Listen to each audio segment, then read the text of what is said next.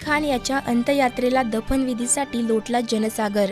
दिनांक 10 जुलै रोजी पहाटेच्या सुमारास जळगाव कारागृहात एका आरोपीचा खून झाल्याची खळबळजनक घटना घडली होती। मिळालेल्या माहितीनुसार भुसावळ येथील माजी नगरसेवक रवींद्र बाबूराव खरात यांच्या हत्याकांडातील आरोपी सध्या जळगाव जेलमध्ये असलेला बॅरेक क्रमांक 3 व 4 मधील संशयित आरोपी मोहसिन असगर खान वय 34 व शेखर हिरालाल मोगे यांच्यात 9 जुलै रोजी दुपारी भांडण झाले होते।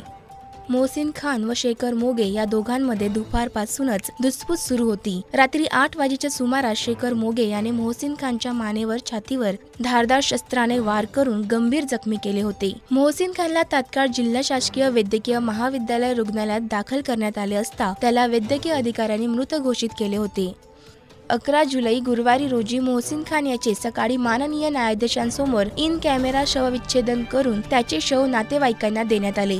गुरुवारी दुपारी भुसावळ येथील मुस्लिम कब्रस्तान येथे मुस्लिम रीतिरिवाजाप्रमाणे त्याची दफनविधी करण्यात आली। जेलमधील कैद्याच्या धारदार हत्याराने थेट खून झाल्यामुळे जिल्ह्यासह राज्यात एकच खळबळ उडाली आहे।